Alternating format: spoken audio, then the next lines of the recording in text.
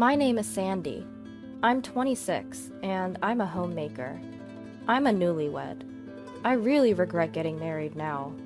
The bullying from my mother-in-law Patricia, who is 55, and my husband, Michael, who is 30, is unbearable.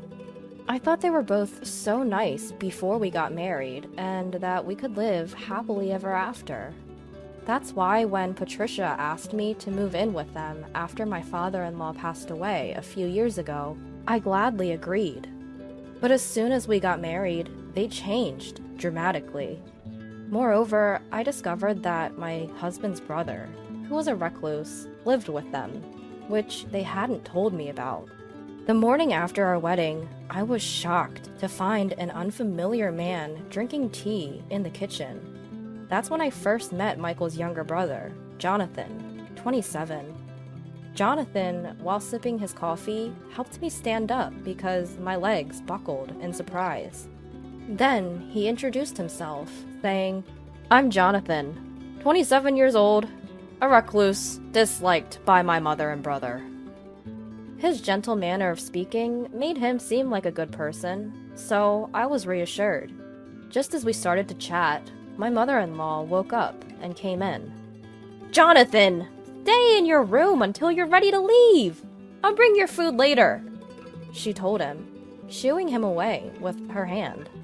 I suggested, "Mother-in-law, why don't we have breakfast together with Jonathan?"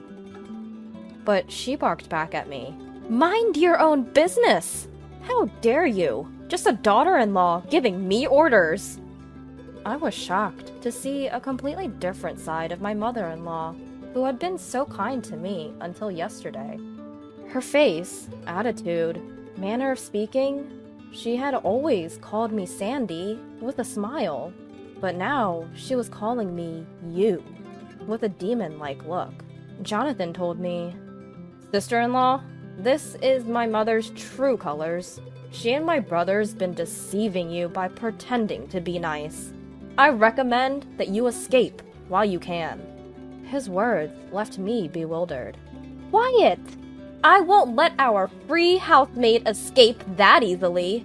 We're taking in an orphan with no parents for free, so be grateful." After hearing this, I wanted to run away, as Jonathan suggested, but I decided to stay and talk to my husband, whom I married out of love. Then my husband woke up, looking sleepy. "What's with all this noise so early in the morning? Can't you let me sleep?" He glared at me with a face I'd never seen before, looking so grumpy. In that moment, I realized that what Jonathan had said about my husband deceiving me was true. As I stepped back in fear, my husband changed his expression and said, "Just kidding! Mom, get along with my wife." Then he pulled me into his embrace. I was surprised to hear my husband call his mother Mom, but I was relieved to think that he was back to his usual self, and quickly forgot about his previous angry gaze. Feeling more reassured, I thought maybe he looked so grumpy because he had just woken up. I said, "I'll make breakfast," and prepared breakfast for 4 of us and put it on the table. But my husband said, "Take Jonathan's portion to his room. Sorry for not telling you, but I have a brother who's like a piece of junk. Shut in. I was too embarrassed to tell you." Mother-in-law chimed in.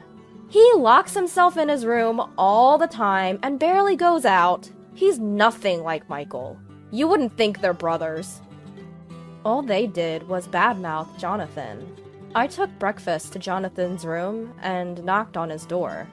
He thanked me, but tried to close the door, saying, "Don't worry about me. I'll go out to eat." Feeling sorry for him, I blurted out, "Eating out all the time isn't healthy. Now that I'm a part of this family, I'll take care of everyone's health." He only repeated, "You should get out of here. I'm scared of being alone after my parents passed away." I felt a tightness in my chest and tears welled up. I was taken back to when my parents died. I was diagnosed with PTSD and I'm still receiving treatment. I might be projecting my situation onto Jonathan. I'll bring some more food later, I informed Jonathan and returned to the living room. Then my husband asked, "Can you finish up the housework and come to the convenience store at noon?" I responded with, "All right," and agreed. After seeing off my husband to the convenience store where he works, the bullying from my mother-in-law started as soon as I began the housework.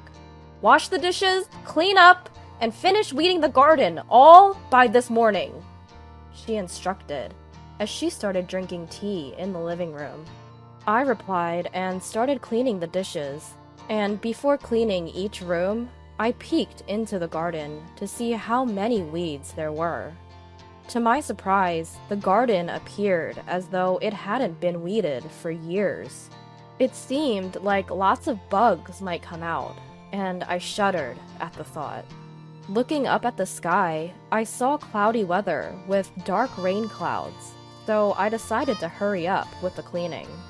After cleaning the living room and dining room, finished cleaning all the rooms, except for Jonathan's room on the second floor, I heard a loud noise from the first floor, so I hurried over. There, the entire kitchen floor was drenched in salad oil. "Clean up the spilled oil," she said, and it was clear that she had removed the cap from the salad oil and spread it around. The bottle was empty, and it was spread over a wide area. "Why would you do something like this?" I confronted my mother-in-law. "What? You think I did this on purpose? How terrifying! You're an awful daughter-in-law. It's your fault for leaving things where I walk. Instead of talking, get to cleaning," she yelled, throwing a roll of paper towels at me. Remembering that I had to go to the convenience store my husband runs after cleaning the garden, I hurriedly cleaned the kitchen floor. While kneeling and soaking up the oil with the paper towels, my mother-in-law bumped into me, and I ended up diving onto the oily floor. "Move when I'm coming! You're in the way! Unbelievable!" I was left with regrets of moving in just 2 days after our wedding. But I didn't have time to dwell on it. It took quite a while to clean the floor. After that, during the garden cleanup, I was bitten by mosquitoes dozens of times as I desperately pulled weeds and bagged them up, finishing the task completely drained. Thankfully, the garden wasn't large. I didn't have much time until noon, but I couldn't go out with my body dirty from the oil and sweat, so I quickly took a shower. I thought I had prepared my underwear and clothes before entering the bathroom, but when I came out, everything was gone. I guess that's my mother-in-law's doing again. I was frustrated, but I didn't have time to argue. So after drying my body, I thought I would go to the bedroom wrapped in a bath towel. But even the bath towel was gone. I couldn't put on the clothes I had been wearing because they would dirty my body again. I wiped my body with the face towel I had used in the bath, covered my body with it, and hurried to the bedroom on the second floor. My mother-in-law was recording a video, laughing hysterically, and I thought, I can't live with this woman anymore. As I climbed the stairs, where I found a bath towel midway, I quickly wrapped it around myself and went to the bedroom. I was so frustrated that I felt like crying, but I held back, thinking that it would make my mother-in-law happy. As I hastily changed clothes and left the bedroom, I saw Jonathan. "Listen, sis-in-law, you really need to get out of this house as soon as possible.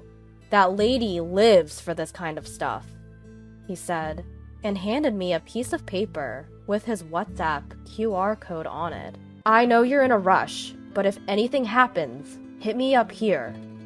And then he went back into his room. I pocketed the paper and headed to my mother-in-law's room to tell her I was going to my husband's convenience store. She didn't respond, just kept watching and laughing at a video on her smartphone. I think she might be watching the video of me from earlier. which nearly brought me to tears again. But I ran off to see my husband. Once at the convenience store, my husband told me to go into the office. He half smiled as he handed me the store uniform. "Sandy, I gotta say, you looked super sexy climbing up the stairs naked. Next time, make sure you've got your towel and clothes ready before hitting the shower. It's embarrassing," he said. "I had them with me. Your mom must have hidden them. Didn't you see the towel halfway up the stairs? I had no time to look for my clothes and underwear." I replied, my composure slipping as I started crying. My husband started recording me with his phone. "If my mom is giving you a hard time and you don't cry and get all frustrated, I'll send her this video. You'd better satisfy her to the end. It's such a burden that you're making me record this and send it to mom," he said, as he rushed me to get dressed in the store uniform. So I just did what I was told and slipped into the uniform. I was devastated by my husband's words, tears streaming down my face as he led me into the store. He introduced me to a woman working there and told her to show me the ropes before he left the store. She was a kind, middle-aged lady named Mrs. Sophia, working at my husband's convenience store. With my eyes swollen from crying, she gently told me, "The boss probably won't be back for a while. Why don't you take a break in the office?" But I thought if he's watching through security cameras, he and his mother would tag team scold me if I rested. So I asked her to teach me the work instead. Mrs. Sophia was so kind and patient as she showed me what to do.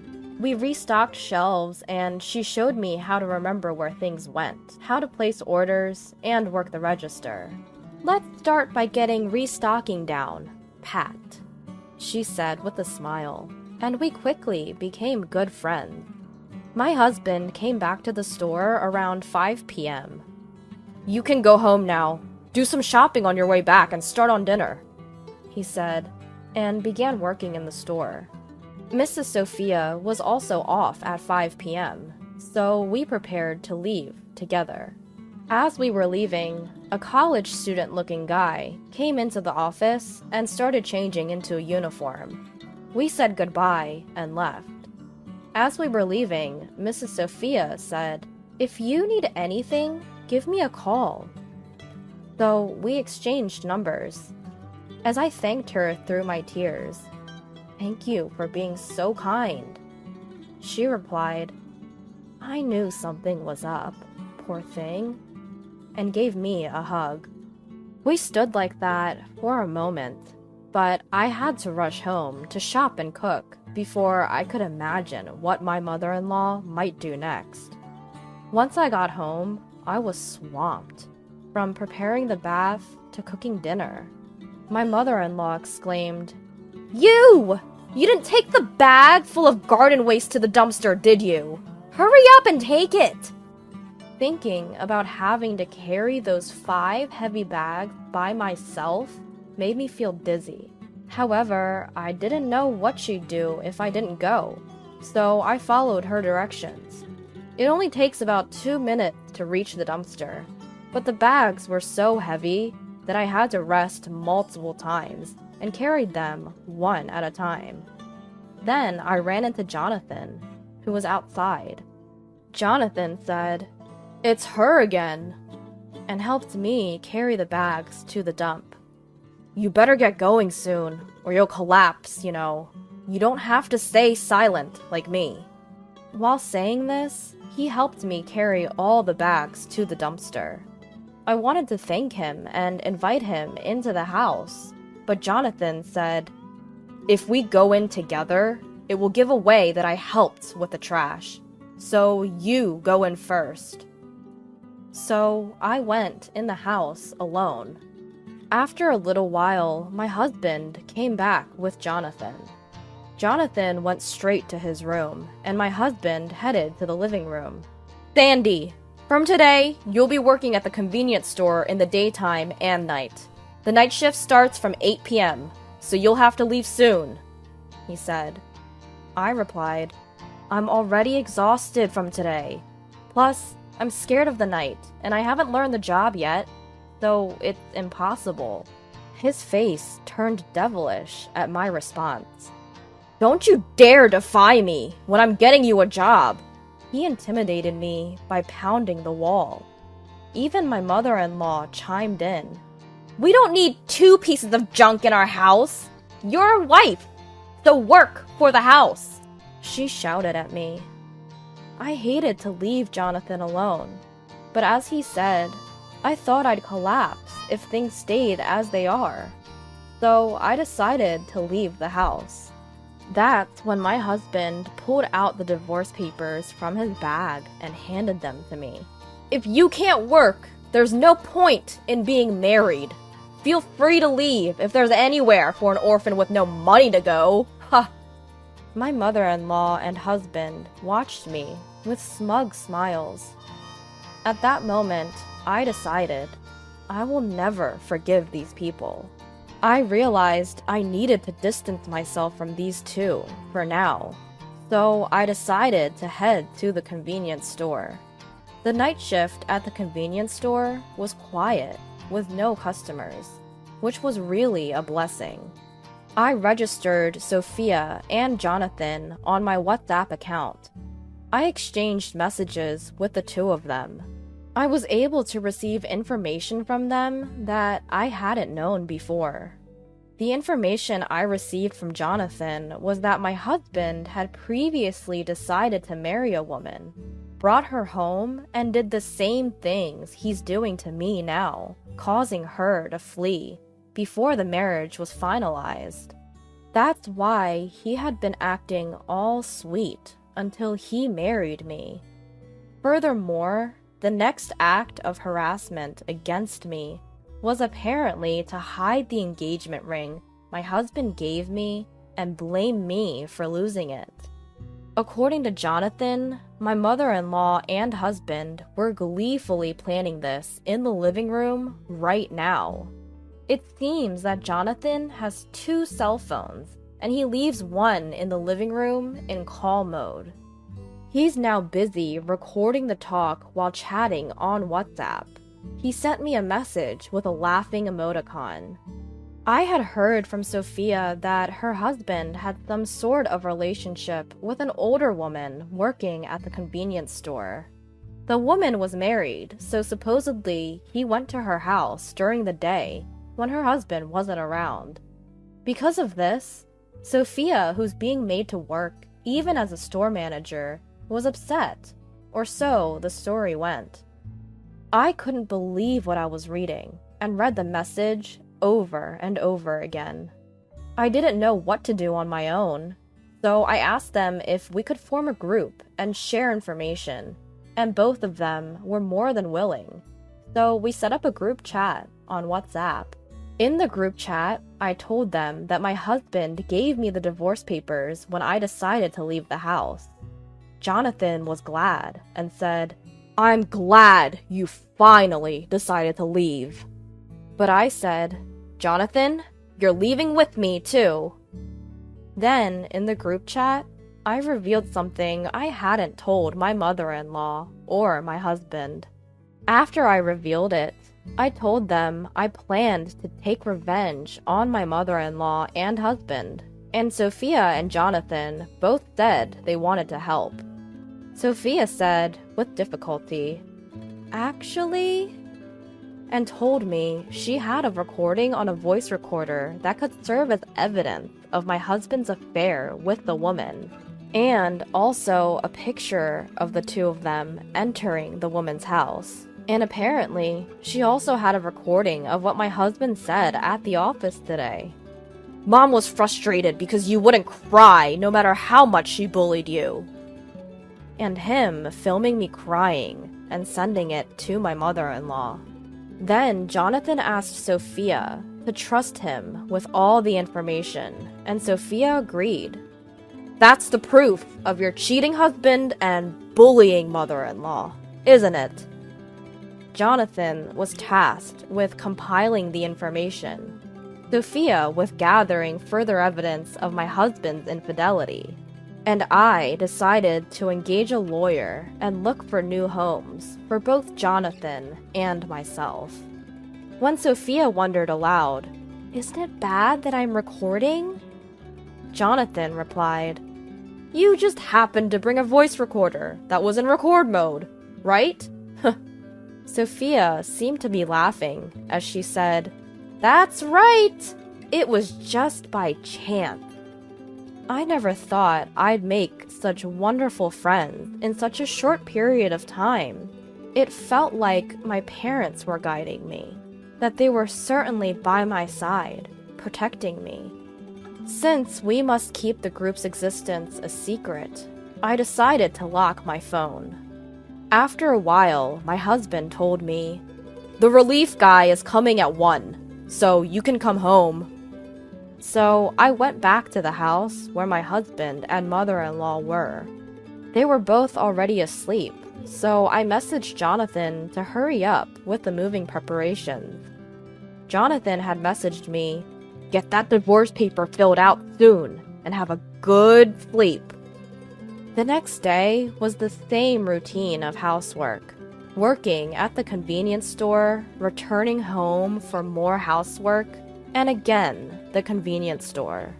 But before heading to the evening shift, as expected, my mother-in-law said, "Show me the engagement ring you received from Michael." I retorted, "It's not here since you hid it, mother-in-law," and headed off to the convenience store. Jonathan showed up at the convenience store when my husband wasn't around and received a voice recorder from Sophia. Jonathan quickly gathered and summarized information for me. Sophia had made a comment to my husband's mistress's husband when he visited the store. "You know, our owner and your wife are very close. The owner is mysteriously absent when your wife is off." Apparently, she dropped this hint so blatantly that it would surely make the husband suspicious. The husband seemed to be heading back to the office from an outside appointment, but we guessed that he might have gone home instead. Sophia shared this in our group chat. Armed with the information Jonathan had compiled, I went to consult with a lawyer I know. The lawyer assured me this should be enough, and gave his approval. Then the location for Jonathan's and my move was decided. Finally, the curtain was raised on my revenge. I had endured my mother-in-law and husband's daily bullying for this moment. For the preparation, I pretended to grovel before my mother-in-law and husband on my husband's day off. I said, "Mother-in-law, I'm sorry for causing you so much trouble due to my incompetence. This is not a peace offering, but I would like to gift Michael and you a one-night stay at a hot spring resort." Mother-in-law responded, "Finally, you've given in. That's right. Keep spending your time and money like this." And she accepted the voucher. "When is it? Tomorrow? Isn't that a bit sudden?" she asked. I said apologetically to mother-in-law, "I'm broke and couldn't afford anything but this discounted deal." My husband then said, "Mom, I can leave work to Sandy tomorrow, so we can go. This is a gift from a poor orphan, so if we decline, we may not get this chance again. Just work without complaining, and I'll let you stay here." He was all set to go. Mother-in-law also said, "Don't think this will stop the bullying. It's my pleasure. But if you give me gifts like this, I might ease up a little." And so, in high spirits, the two of them set off early in the morning. They didn't even know that the accommodation voucher I gave them was a discount voucher. Once they had left, as planned, the movers came. They loaded mine and Jonathan's belongings into a truck and we moved to our new location. Our new home was a large house, one of the properties left to me by my parents. The secret that I hadn't told my mother-in-law or husband was that I had a large inheritance from both my parents and my paternal grandfather. The other properties, like apartments, were managed by a company I had established. I had entrusted the management to a cousin I trust. I am the owner of that company. I also inherited other significant assets, such as insurance money. I decided to live with Jonathan in the large house where my grandfather lived, which had remained vacant because I didn't want to rent it out to anyone. I figured this would be a spot where my mother-in-law and my husband wouldn't find me. The day after I moved, I received an angry phone call from my mother-in-law. "You! This is not a discount voucher! I'll get back to you! Michael is very upset too! I will not forgive you! Get a divorce and leave! You! Trash! Leave! Don't show your face again! Take the trash Jonathan with you too!" She said, quite furious. "Okay, got it.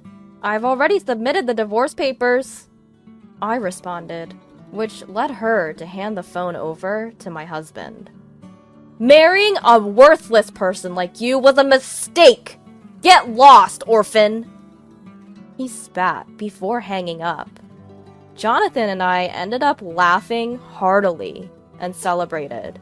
Sophia had already submitted her resignation to the convenience store's headquarters and had decided to work full-time at my cousin's company. Sophia, a single mother, was happy to have a stable income. Soon, she was going to bring her child here to celebrate together. Jonathan seemed to have a hard time moving. He's been holed up working until Sophia arrives.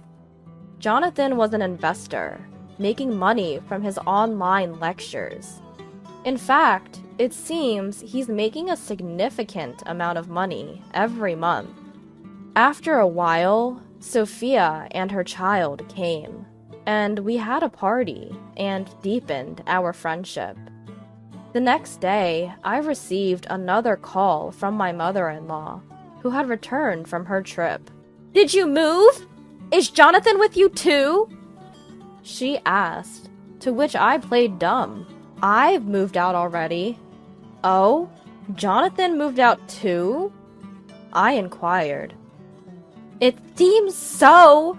It's fantastic that two pieces of trash disappeared at once," was my mother-in-law's bitter response. Later, my lawyer contacted me. "Michael and your mother-in-law have accepted the content of the notification. They seem willing to pay as requested to avoid a lawsuit." Afterward, that amount was transferred to my account.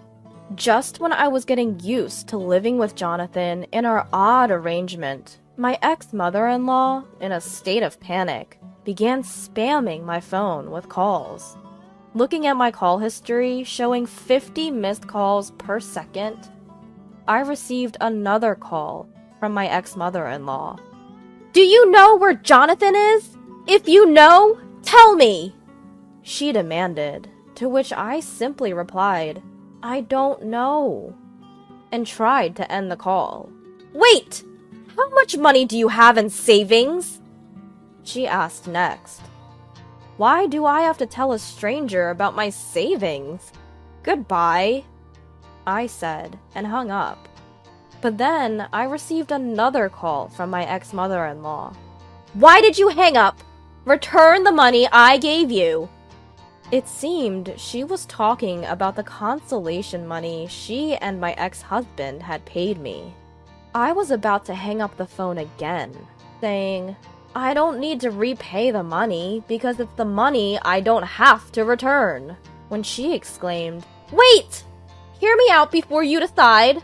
I'm really in a tough spot," and started telling me why she needed the money. Apparently, my ex-husband was being sued for alimony by the husband of the woman he cheated with. Thanks to Sophia, the husband of the woman he cheated with was able to gather evidence quickly by hiring a private investigator. Moreover, once the convenience store head office found out about the relationship between the employee and my ex-husband, they terminated their contract with him. On top of a substantial penalty, he is being sued for damaging the reputation of the convenience store, and the amount he owes is beyond his means. Around that time, I happened to hear from a friend of Jonathan's that Jonathan makes more money than my ex-husband. So my ex-mother-in-law's been looking for Jonathan. Moreover, if she could get back the alimony she paid to me, everything would go well, she said. Find Jonathan! Don't you know how to contact Jonathan? And when will you repay the money? The sooner, the better, she said. So I responded, $50,000 isn't a big deal. Please stop making a fuss about petty cash. It's embarrassing. I have money and property left to me by my parents, so I'm not in financial trouble. However, I'm not so generous as to give money to complete strangers, so please, look elsewhere. She yelled, You! You're going to abandon your husband and me? Your mother-in-law? You're heartless! Pay me back! I retorted, What you've done to me since the first day after our marriage is far worse. If you call me again, I'll contact the police and a lawyer. Don't forget that we are nothing but a stranger. After hanging up the phone, I never received a call from my ex-mother-in-law again. But I started receiving love letters from my ex-husband, begging for reconciliation, which I ignored, just like I did with my ex-mother-in-law. As for my ex-husband, even after selling his house, he didn't have enough money. And since everyone knew he had taken advantage of an employee, he couldn't get a job in the same industry. So he seems to be working as a traffic control person on road construction sites. My ex-mother-in-law reportedly started working part-time at a supermarket, but because of her personality, she doesn't have anyone to talk to and is isolated at work. As for me, I actually got married to Jonathan 2 years later, and we're living very happily. Jonathan's proposal was, let's be together in your parents' grave. So he married into my family and took my surname. I am currently pregnant and will be blessed with a baby boy next month. I've already decided to get along well with my son's future wife.